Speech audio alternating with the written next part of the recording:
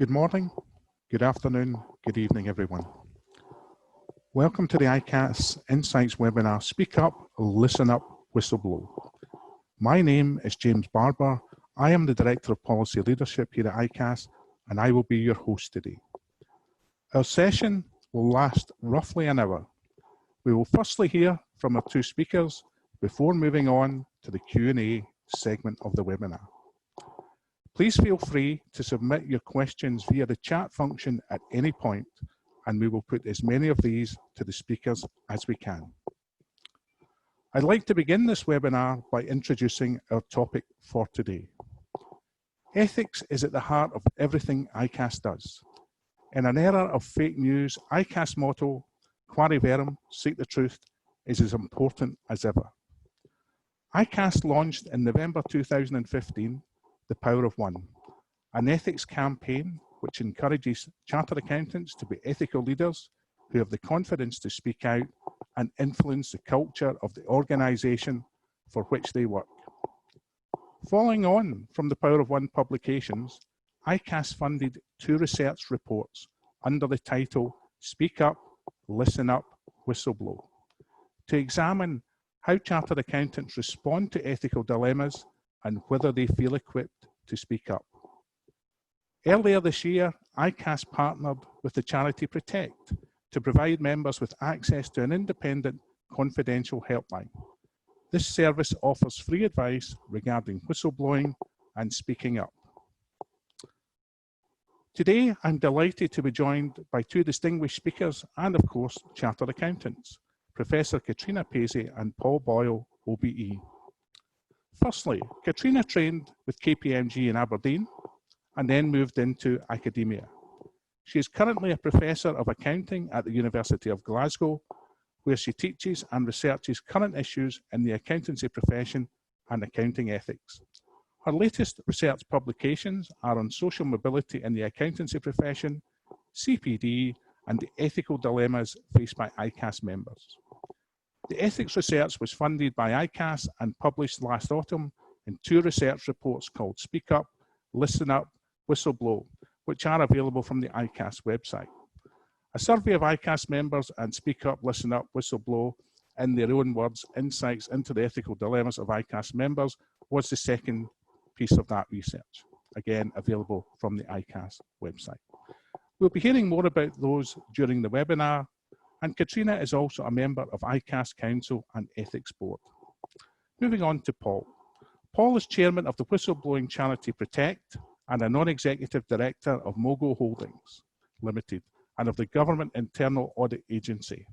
He retired from Aviva PLC, a globally systemically important insurer, in 2017, having been Chief Internal Auditor since 2010 and a member of the Group Executive Committee. He was President of the Chartered Institute of Internal Auditors, UK and Ireland, for the year 2016-17. He was Chief Executive of the Financial Reporting Council from 2004 to 2009, prior to which he was Chief Operating Officer of the Financial Services Authority. He has also worked for WH Smith PLC and Cadbury Schweppes PLC in senior finance roles, and he qualified as a Chartered Accountant in 1983. I would like to welcome you both and thank you very much for joining us today for this webinar. I will now hand over to Catriona, who will take us through the key findings of her research and some top tips for individuals and organisations. Hello, James, and hello, everyone. And thanks very much for giving me the opportunity to tell members and other people in the audience here today about some of the research that I've been involved in. As you've said, it is under the heading Speak Up, Listen Up, Whistleblow, and there are actually 2 research monographs which you'll see on your screen just now. The first one is the results of a questionnaire survey, and the second one is the results of interviews. So the first one many of you listening may have actually filled in the questionnaire. This was designed to get a sort of broad understanding of the ethical dilemmas faced by people as they work as CAs, and then the interview stage was designed to go into those in a little bit more depth. So today, the outline of this presentation is that, first of all, I'll talk very briefly about why we felt that this project was a useful one to undertake, and talk about the aims of it. I'll then pick out some of the key questionnaire and interview findings, and then finish off with some tips for organisations and for individuals that stem from those results. So first of all, why undertake this project?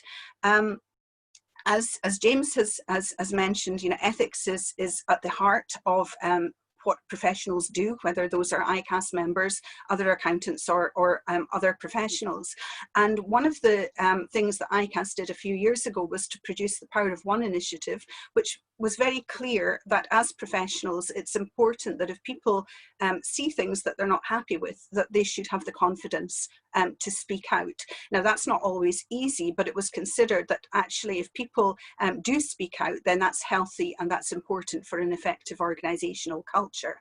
But of course, if we're asking people to speak out, then it's also very important to know what sort of things they're speaking about, out about, and with what effect. So specifically, the aims of this project were, first of all, to talk about the type, or to find out about the types of dilemmas that accountants were encountering, and then to find out what they did.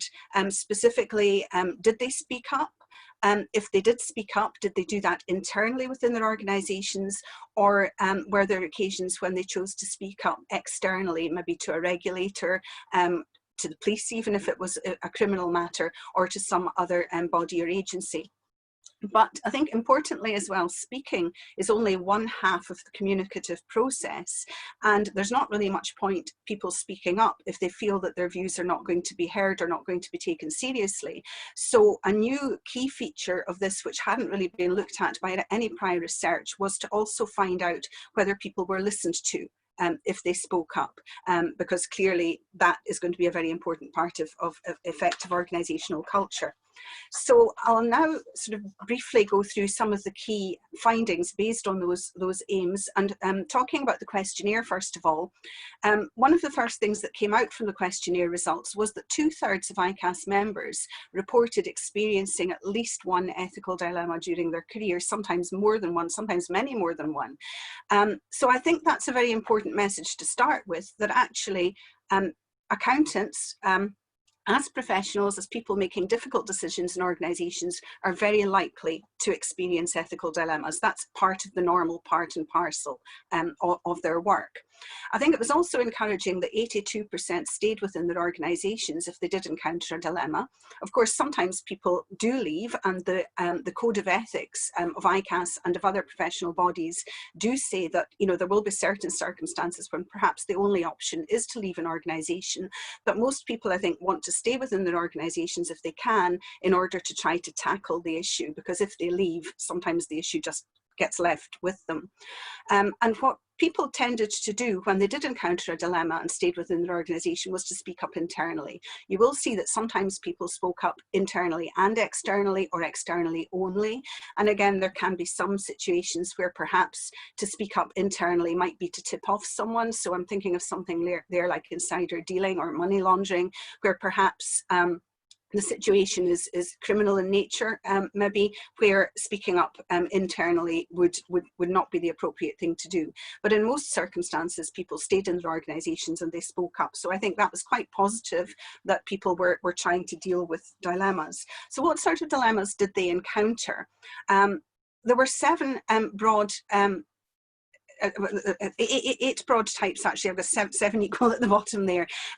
These were the main ones. There were other ones as well that happened with less frequency, but you'll see that the ones in black on your screen: accounting irregularities, fraud, theft, tax, bribery, corruption, auditing issues, and employee expense issues. These are very much, you know, sort of fairly mainstream technical issues that accountants are trained to deal with all of the time.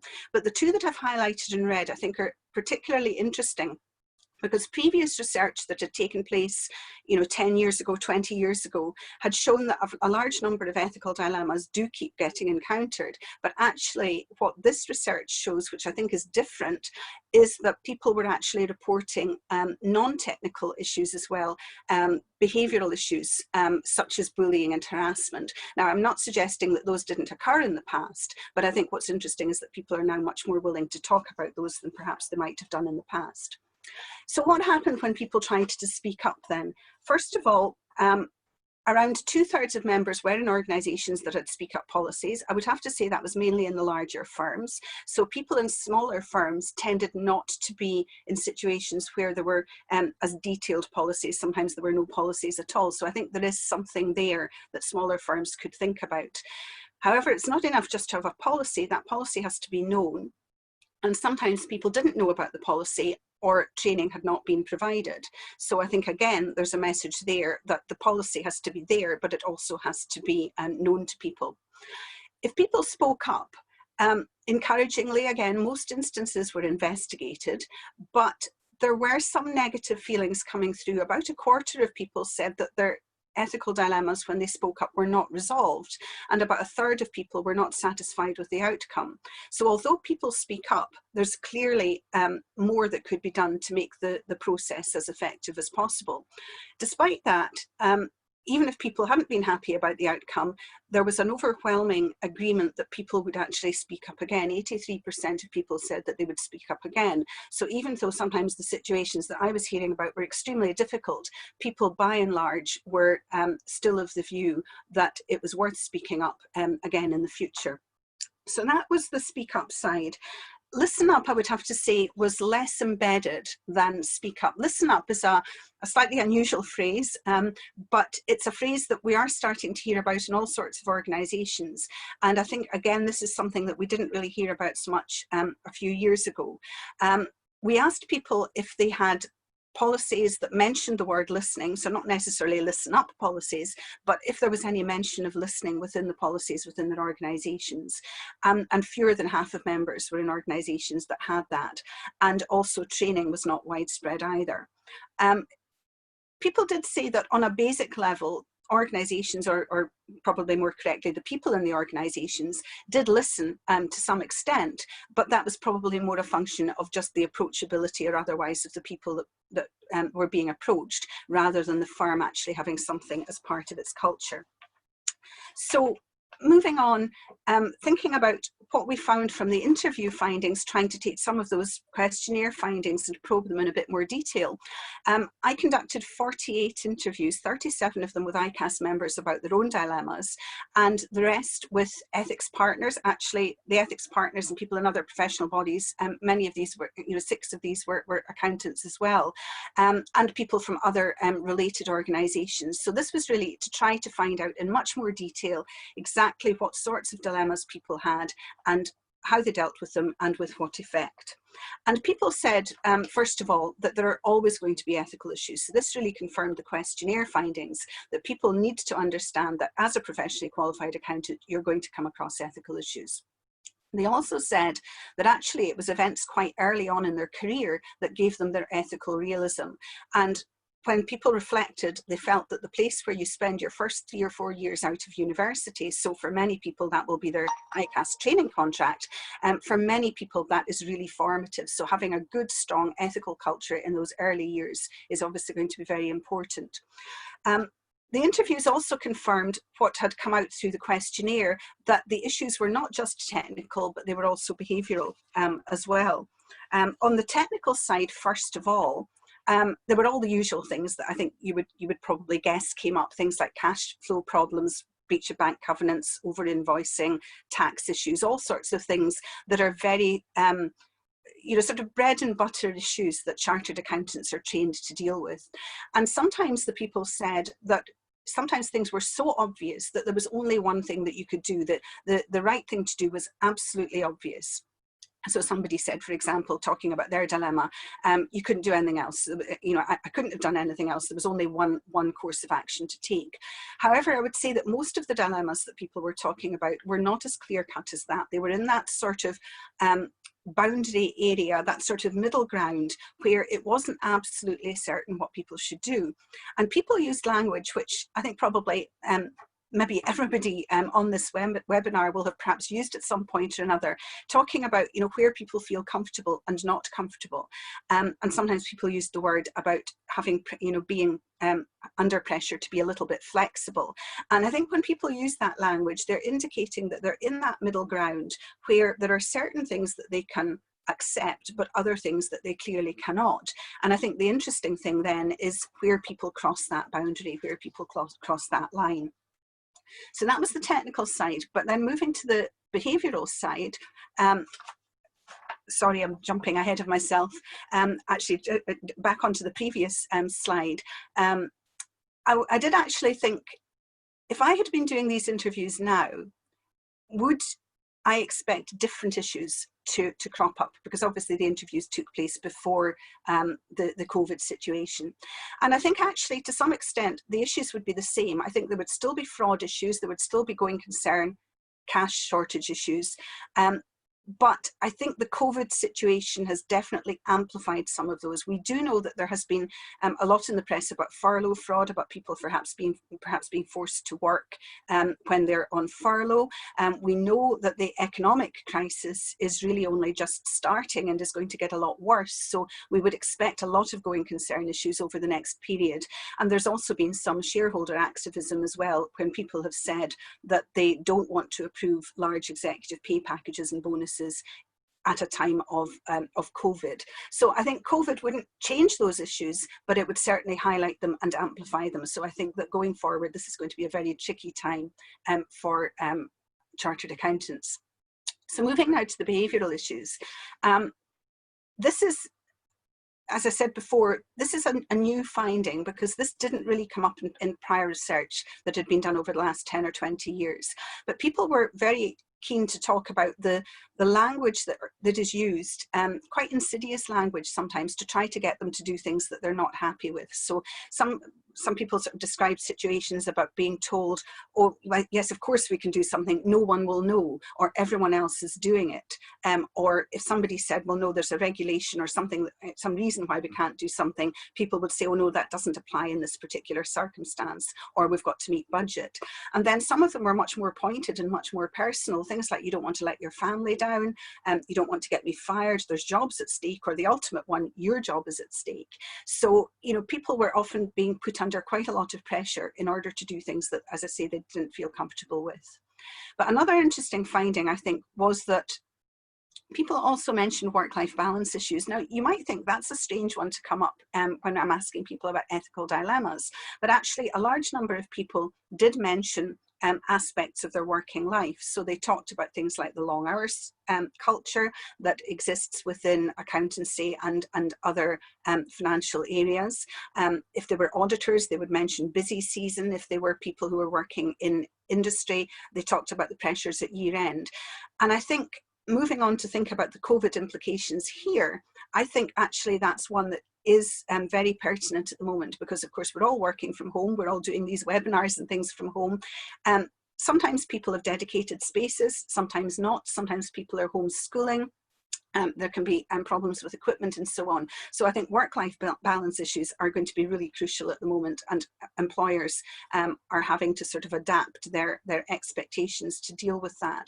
But there's also a lot of pressure to keep quiet. A lot of the negative headlines at the moment have actually been around the health professions, where doctors, nurses and other healthcare professionals have been under a lot of pressure not to disclose certain things about their organisations, maybe lack of PPE, for example.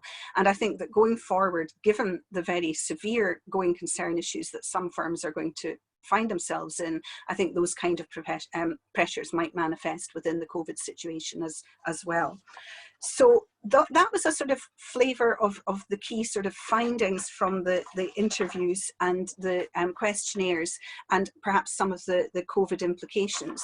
So again, moving on, trying to think about what lessons we can take from this in terms of organisations and in terms of individuals.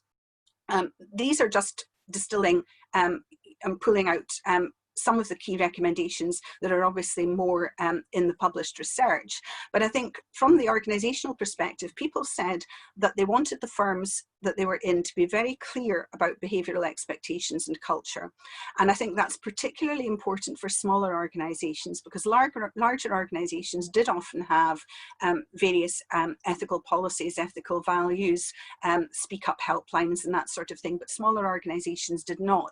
And people said that even though they wouldn't expect the same level of detail in a smaller organisation, they would still want to know what the values of the organisation were and who they should approach if they had a dilemma. I think another one for organisations, in light of what I said about work-life balance, is to consider things like tight deadlines and work-life balance from an ethical perspective, not just from a human resource management perspective. And then I think that the third one on this slide is really important, encouraging speaking up without fear of detriment. We know, and certainly I know from the interviews that I conducted with people, that people often described really horrendous circumstances. Some people were successful in their speaking up, but some people had dreadful situations. Some people did lose their jobs. They felt that their promotion prospects had been affected and so on. So I think that good policies will say that there is there should be no detriment, but even in organisations that had good policies in paper, they didn't always work in practice. So I think it's really important that from a cultural perspective that people should be able to speak up, because after all, if people can speak up as part of the normal routine course of events rather than it being a big issue and something that takes a lot of courage, if it was just normalized, then that's good for organizations as well, because they discover issues at an early stage where they can deal with them rather than leaving them to fester. I think what's also clear from the research is that we need to have as much emphasis on listening as on speaking. And listening is not just listening, smiling and saying, yes, you know, I'm very sorry to hear that. It's actually doing something about it, investigating, finding out if things need to change and so on. And then the final thing from an organizational perspective was that people also felt that they would like, as far as practicable, to know how their issues had been dealt with. Now, sometimes full details cannot be given. There may be confidentiality reasons that mean that you can't get all the details. People weren't even looking for names or to know whether somebody had lost their job or whatever, but they just wanted to know where the situation's investigated, was some follow-up action taken place, and as far as they could, what had actually happened as a result. So I think those are some of the key messages for organisations that come out of the research. And then finally, what about individuals? There may be somebody listening today who's perhaps in a situation where they have a difficult dilemma to deal with. So what would be the advice that would come out based on the interviews that I conducted? And I think the first thing that people said was, it's really important not to just jump in. Pause and reflect. It's very easy in the heat of the moment to say things that perhaps are not a good idea, that just inflame the situation further. So people felt it was important to pause, perhaps to extricate themselves from a situation and to think very carefully about what to do next. And part of that involved investigating, gathering facts and keeping a record. Now, actually, that's interesting because as accountants, that's exactly what we're trained to do. We're supposed to gather evidence, we're supposed to keep an audit trail, but sometimes in the heat of the moment, people forget all of that training, and it is really important. People said that if they had a record of conversations, who they'd spoken to, dates and things like that, it really did help them to present their case at a later stage. I think at an early stage as well, it's also important to try to test out what somebody should do by speaking to other people. So seeking out a second opinion, it might be actual advice. Sometimes it's not as formal as advice. Sometimes people just want to be able to speak to somebody, because sometimes in talking through an issue, the solution seems to emerge, or sometimes people can ask the odd occasional question which gives people a new perspective, which gives them ideas as to what to do. So speaking up could be to family and friends, obviously, but it could be to other trusted professionals, maybe other people within somebody's professional network. ICAS have got an ethics helpline, of course, and Protect, which we'll be hearing about in a minute, is obviously a key source, because it's an independent source where people have a lot of expertise in dealing with exactly these sorts of situations. And then finally, I think if people are going to speak up, I think they have to plan how they're going to speak up. you know, what they're going to see, where they're going to see it, and to think about how they're going to cope. People often said they needed a lot of resilience in order to get through their dilemmas. So people, I think, have to reflect on their own personalities and how they might be likely to respond, and to think, is there anything else that they could do to cope with the situation? And I think about an exit strategy as well. If you're lucky and things all go well, your situation will be dealt with and there'll be a good outcome.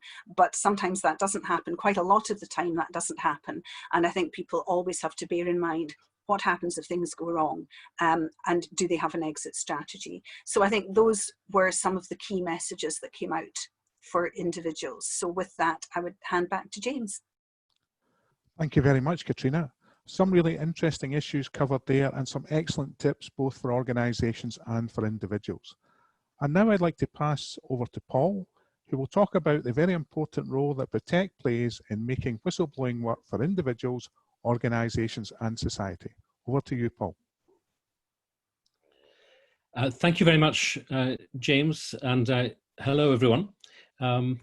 It's a great pleasure to be able to talk to you today about the work of Protect, and thank you very much to ICAS for giving us this opportunity. So there we go. This is the outline of what I'm going to talk to you about today, and I'd like to start with a piece of advice that I was once given in making presentations, which is it's really important to know your audience. Of course, in webinars, this is a bit tricky because I don't know who's on the webinar and I can't see you. But I would like to say that what we're about to talk about here is very personal. This is likely to touch you directly or indirectly, one way or another. Catriona's research highlighted that amazing statistic that 2/3 of CAs had encountered at least one ethical dilemma in the course of their career. And I don't know if we've got a specific statistic about whistleblowing, but I think over the course of a 40-year career or a 50-year career, perhaps these days, it's actually quite likely that this will affect you, either because you personally might be put in a position where you feel the need to speak up about a matter of concern, or you may be an executive in an organization where matters of concern might arise, and therefore you too should care about how well the speak up arrangements in your organization are working. That also applies to those of you who are non-executives, and we've seen lots of high-profile cases where things have gone wrong in organizations, and non-executive directors have been faced with the challenge, well, were you asleep at the wheel when this was going on in an organization of which you were a director?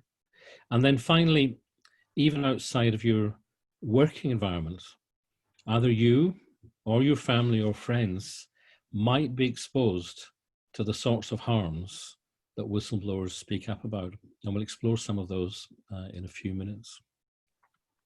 Now, first, an introduction to Protect. We are a charity which was established in 1993.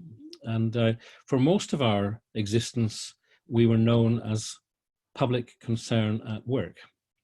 And the name Public Concern at Work, well, frankly, it was a bit of a mouthful to explain. We are a workplace-based charity, so the at work bit of the name was absolutely fine. The word concern is appropriate because whistleblowers don't need to absolutely have a burden of proof that something is going wrong. They just need to have concerns. But the word public was a bit problematic for us. And it's an interesting word because it has multiple meanings. Some people interpreted it as meaning that we worked in the public sector rather than the private sector. And we do work in the public sector, but not just. We also have lots of private sector clients as well. Some people thought that public meant that whistleblowing was about going public with your concerns. And yes, sometimes it is necessary for whistleblowers to go public. But that's the tip of a very, very large iceberg. And of course, whistleblowers that do go public tend to get a lot of media attention, and therefore, get some our attention too. But actually, the vast majority of whistleblowers don't need to go public. The original reason why we were called Public Concern at Work was because we were dealing with matters of public interest. And that focus on the public interest is a common theme between what we do and the mission of ICAS, which exists to serve the public interest. So anyway, we decided to look for a better name than Public Concern at Work, one that was perhaps a bit easier to explain. And after a long debate, we chose the name PROTECT, coupled with our little catchphrase, "Speak up, stop harm," which captures the essence of what we as an organization are about. And so when we talk about harm, what sort of things do whistleblowers raise with us? Well, Catriona mentioned COVID, and I've put two COVID-related items at the top of the list. We typically handle about 3,000 cases a year, but in the last few months, the rate of calls to our advice line has increased enormously, more than 40% increase, and many of those calls were about unsafe working practices or the misuse of taxpayers' money by way of furlough fraud. We also get lots of calls about mistreatment of patients in hospitals and care homes. We get calls about poor construction practices, money laundering, the misuse of charitable status by charities, mis-selling of financial products, and a whole host of other things. So I think from that you can see that the sorts of things that whistleblowers need to speak up about can potentially be situations that put at risk many, many citizens in the UK. Now, why is Speak Up, Stop Harm important? Well, so often when a case becomes public, people in the media and Parliament will say, did no one know that these things were happening? And in our experience, normally someone, and sometimes many people, did know that something untoward was taking place. Then the question is, well, why did no one say anything? Why did no one speak up? And again, in many cases, despite the risks to which whistleblowers are exposed, very often someone did speak up, but then they weren't listened to. And why is that? Why do organizations not listen, even in situations where it would be very much in their own interests if they were to listen? And some of you may remember a couple of years ago, there was a big scandal involving some aid charities. Oxfam was one, Save the Children and others, where some really terrible practices emerged. And at least in the case of Oxfam, there was a whistleblower. They were warned that something was going wrong, and yet for some reason they didn't listen. And the reputational damage to that organization is something I'm sure they regret. And finally, even in cases where organizations do listen, sometimes they don't respond in the wrong way. And all of these problems occur because of the very complex situations and the complex pressures that organizations are under. So the reason why, in essence, we think that speaking up is important is because it can stop harms sooner. Potential harms can be identified at the earliest possible moment and nipped in the bud. And the reason why PROTECT is such an appropriate name for our organization is because speaking up can protect those people who are at risk from the harms. That's the public interest aspect of what we do. We can help to protect those individuals who are courageous enough to speak up. We can help to protect the organizations which are the source of the harm. And finally, and again, making it sort of pointed and personal, we can help to protect the leaders of those organizations who have the accountability for what happens in the organizations and who are going to be asked difficult questions, such as why wasn't it possible for the organization to identify and stop these harms at an earlier moment? So what does protect do? Well, we think of ourselves as having sort of four main areas of activity. First of all, with regard to employers and organizations generally, we help them to improve the effectiveness of their speak up arrangements. We provide advice and consultancy on how to create an effective speak up culture. And we also have a tool, our whistleblowing benchmarking tool, which can help organizations tackle the question, how do I know whether my whistleblowing arrangements are working well? And we can also provide whistleblowing hotline services for employers, although that's not the main thing that we do. So we do a lot of work to help organizations improve their whistleblowing arrangements, and we charge for those services, and that's how we raise our money. We get no government support and not very many private donations, although if anyone on the webinar today feels motivated, we're very happy to accept donations. Finally, secondly, for workers, we provide a free, confidential and legally privileged advice line.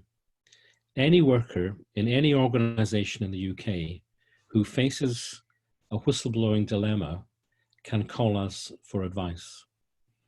As I mentioned, we handle more than 3,000 cases a year, and in the course of our 27 year history, we have handled 40,000 cases. And although we don't generally talk publicly about any of those cases, you can imagine the range of experience we've gained over that time is enormously helpful in allowing us to give advice to new people who call us, but also it feeds back into the advice that we give to employers. We're also very interested in the law relating to whistleblowing. One of the first things that the charity did was to help draft the law that subsequently became known as the Public Interest Disclosure Act. And that was the piece of legislation that for the first time gave whistleblowers some legal protection in cases where they speak up. That law has proved to be extremely useful. Whistleblowers are in a much better position today than they were before that Public Interest Disclosure Act came into force. But experience has also shown that there are some significant gaps in the law, and we're currently running a campaign to propose a new bill which will fill some of those important gaps. And some of those gaps are very relevant to the cases we deal with. Just as one illustration of the sort of gaps, there are some important categories of individual who are not protected under the existing law. For example, job applicants are not protected, volunteers working for charities are not protected, and it's also not clear that non-executive directors are protected under the Act either. The second point that we, under the legal heading, is that we intervene in important legal cases where an important matter of legal principle relating to the interpretation of the Act is at stake, we will ask the court for permission to intervene in the case and give our views as to how the law should be interpreted. And I'm happy to say that in a number of very high profile and important cases, important precedent-setting cases, our arguments have helped the judges come to what we think is a better answer than they might otherwise have done so. And finally, we do a lot of work in relation to public policy. We're trying to get the government to focus on the benefits of improving the environment for whistleblowers. We spend a lot of time talking to regulators about whistleblowing because having been a regulator in the past, I know it's a job that's easy to criticize, but it's really not an easy job to do. And frankly, regulators would be more successful if the whistleblowing in their industry worked better. And the Charity Commission certainly discovered that in relation to Oxfam and others. And of course, we're also spending time talking to other organizations who can be influential in setting the tone within which whistleblowing takes place. And ICAS is a great example of that. Let me just talk a little bit more about our whistleblowing benchmark tool, because we think this can really help organizations to improve. So based on the tens of thousands of cases that we've dealt with, we have a pretty good understanding of what constitutes best practice in relation to whistleblowing arrangements. And so we've developed a tool which will allow organizations to assess themselves against that model. The model is split into three principal areas. Firstly, governance, and that deals with questions like, do you have a policy? At what level is it approved? Is it subject to regular review? Is there an executive who's got accountability for the operations or for the policy? Second area deals with operations. That's all the practical things to do with how whistleblowers can raise concerns, how cases are investigated once they're raised. And finally, we have a big section on engagement. It's all very well having a policy, it's all very well having a whistleblowing hotline, but if you haven't communicated the existence of those arrangements to staff in a way which genuinely persuades them that you're serious about listening to what they've got to say, then you won't get the benefits of that policy in those operations. And we find that in many, many cases, it's staff engagement where organizations let themselves down. So within each of those areas, we have about 30 specific questions that we ask. We've developed a 4-point scale where you can assess yourselves. Many organizations undertake a self-assessment. And on occasions, just in case there's any concern that people who mark their own homework might be a little bit generous in their markings, we can also undertake an independent verification of the answers. We've had about 100 organizations have now completed the benchmark, and we have all of their answers. So we're starting to see some very interesting patterns about where the deficiencies typically lie in the operation of whistleblowing arrangements. And I think in just about every case where an organization has gone through the benchmark, they have identified some areas where they need to improve. And so an action plan is developed, and then people can then explain to their boards what they've done to improve things. So let's talk a little bit about the relevance of whistleblowing to CAs. And there's not a lot that I can add here to the very comprehensive research that Catriona has done. But just to remind you that under the ICAS Code of Ethics, all of us who are CAs have an obligation to act in the public interest. And Section 260 of the Code has a whole lot of material about how CAs should respond to actual or potential non-compliance with law and regulations. And almost all the cases of harm that we deal with in some way or another involve non-compliance with the relevant law and regulations. And the basic challenge we have as CAs is we simply can't turn a blind eye. We just can't do that. We've got to find a way of getting those matters addressed. So all of us as CAs will have a personal interest in the effectiveness of the arrangements within their organisations for addressing workers' concerns. How well is the whistleblowing arrangements working?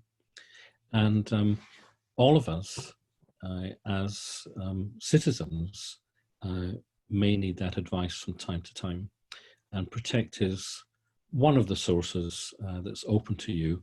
And the partnership arrangement we have with ICAS is particularly helpful here.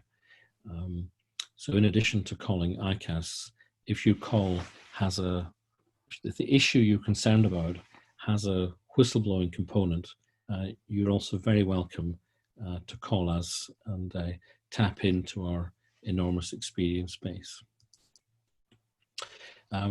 We are active on social media. You'll find us on Twitter with our Twitter handle Whistle UK. We're also active on LinkedIn, and so I hope you found that helpful. I hope that for those of you who didn't previously know about Protect, you might bear us in mind, whether you're a worker or a director or a non-executive director, or simply a concerned citizen. We're there to help. Thank you very much. Thank you, Paul. Again, you shared some very interesting insights and thoughts with us there and highlighted the crucial role that Protect plays. I'd now like to move us on to our Q&A session.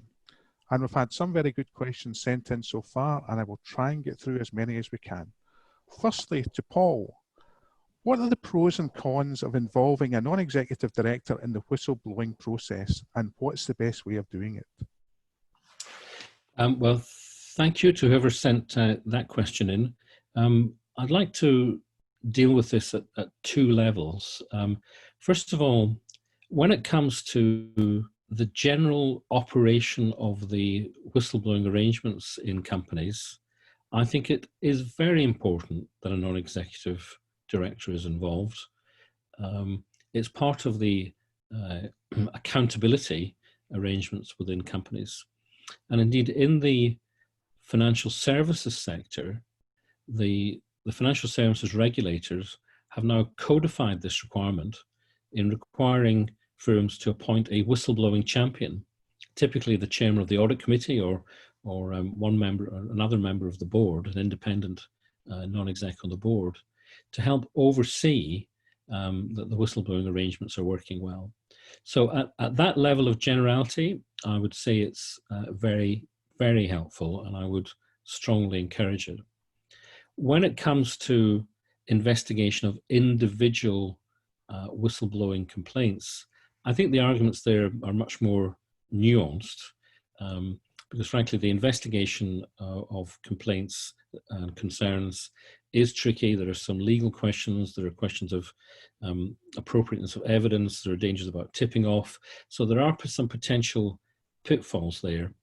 But where the allegations relate to a very senior member of staff, the chief executive or one of the executive committee, then I do think that non-executive involvement in those cases, which should be very rare, is likely to be helpful because of the conflicts of interest that might otherwise arise at the senior levels.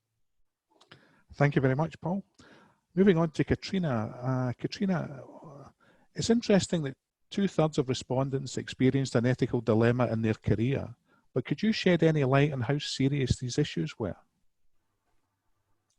Well, I think some of them were enormously serious. I suppose the first thing I would say is that they were all serious to the individuals concerned. I mean, very often people would share information about a number of dilemmas that they'd had. They were very candid, I would have to say.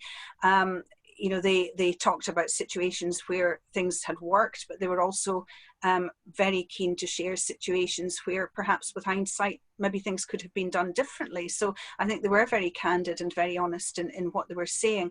And some of them were, actually, without naming names, actually related to some of the stories that people will have read about in the newspapers.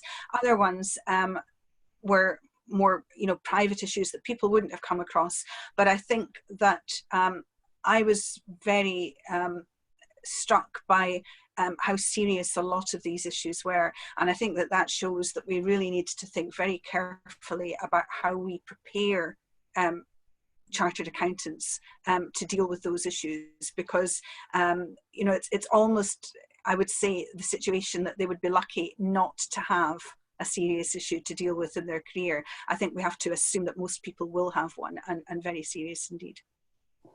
Thank you, Catriona. And talking about topical stories, the Financial Times has indicated that one or more whistleblowers helped to expose the current Wirecard scandal. Might it have been discovered and stopped sooner if there had been a better understood culture of whistleblowing against accountants in the company and the auditors? And I'll put this one to Paul. I'm really just looking for a general answer here, Paul, given this is a very current situation. Yes, thank you.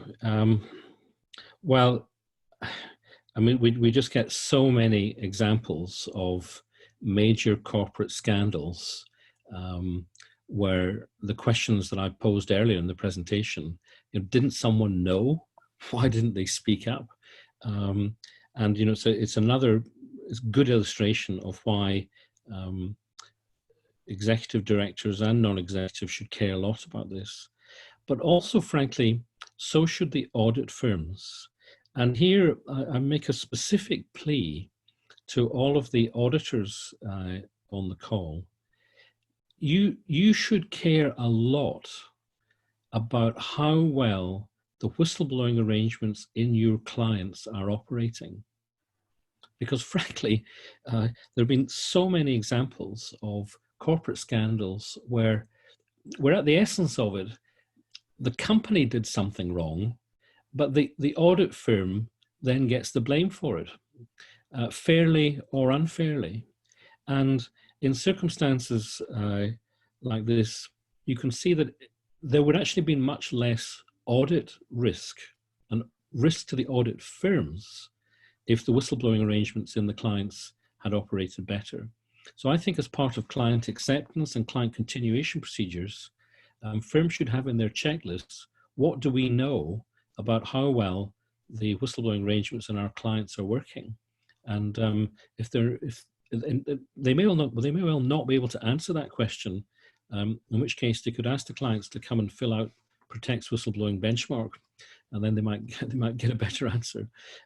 But seriously, I think the audit profession, in its own interests, but also in the public interest, should care a lot more than they have done about how well whistleblowing arrangements are working in their clients. It would really be in their interests to take care about this. Thank you, Paul. And now one for Catriona. Should whistleblowers whose actions are not governed by the professional bodies be incentivised, rewarded financially for their whistleblowing, which leads to protecting our community? I think that's a really interesting question. One of the questions that we asked in our questionnaire was about that, because in some parts of the world, not in the UK, but in other jurisdictions, whistleblowers are rewarded, and some of the bounty payments are actually quite enormous. In the United States, for example, does that, but other places as well. I would have to say there was no appetite amongst the respondents to the questionnaire for that. Of course, they were professionally qualified people, and I know that the question specifically asking about non-professionals, but certainly from the point of view of the ICAS members, they actually felt that this was not something they wanted extra reward for. They felt that ethical issues were something that actually was just part of their professional responsibility, and that that's something that they had to deal with as part and parcel of their job. So I don't think there was any appetite for any bounty payment. The research literature is actually very divided on this, because sometimes people say that, you know, if people are going to lose their jobs, then they need some sort of safety net. And I think that we have to accept that there will be people in certain cases who will suffer huge detriment. Some people have lost their jobs and have never worked again, you know, as a result of their speaking up. I think in an ideal world, what I would like to see is not a question of whether we should pay people, but whether we can have a culture where actually speaking up is not, we don't even need to use the word speaking up, because it's just normal behavior. That if in all those situations that we're talking about, you know, what Wirecard was mentioned there, and again, I don't want to talk about individual cases, but if we go back to all the sort of, you know, things, you know, the cases that we've heard of over the 21st century, if we think of, you know, starting with Enron, and more recently we've had things like, you know, Carillion, BHS, all sorts of different ones. As Paul said, there must have been people in these organisations who knew what was going on. And if we had corporate cultures where people could actually just ask questions at an early stage, and people could actually just get those dealt with without these things then becoming corrosive and festering, then that's really the ideal. So I think the big question for me is, how do we actually get to that stage where you know, where corporate cultures are of that nature, where people don't need to have courage to speak up because actually it's just normal behaviour. Thank you, Catriona. Paul, would you like to add anything to that one? Well, as a general principle, we at Protect are not in favour of saying that whistleblowing is something that should be rewarded. I think you can sometimes create the wrong incentives there. But it is fair to recognise that there's a very unlevel playing field. The playing field is tipped very heavily against whistleblowers. And what we at Protect are trying to do from both ends, both from the work we're doing to influence companies and the work we do with individual whistleblowers, is trying to rebalance the playing field. And that includes providing advice and support to individual whistleblowers. You know, our advice line, it's not just like a typical whistleblowing hotline where you phone up, say what you've seen, and that's the end of it. You know, we provide ongoing support to whistleblowers. Many of the cases we deal with involve multiple calls, and of course whistleblowers need a wide range of support. Sometimes they need financial support, they need mental health support, they may need social services support, and we can provide some of that, but we're also looking to develop stronger partnerships with other organisations who can handle the non-legal aspects of support for whistleblowers, which we see every day on our advice line. Thank you very much. We've had some other questions, but unfortunately we've run out of time, but we will try and get answers for those who pose those questions after the webinar. So I would just like to thank our speakers again for taking the time to speak with us today. And thanks to everyone who has joined us for today's webinar, and I hope you have found it interesting. I certainly have, and I've certainly enjoyed this Q&A session where we've had some very valuable insights to add to the earlier presentations. Our next ICAS webinar will take place on Thursday, 9th July at 11 AM. And this will be the next in our Ask ICAS series. And this week's topic is the future of hospitality, tourism and leisure. Again, a very topical issue at this moment in time, given the current situation. You can register for this via the ICAS.com webinar hub. We hope to see some of you then. And I would just like to thank you once again, and please enjoy the rest of your day. Goodbye.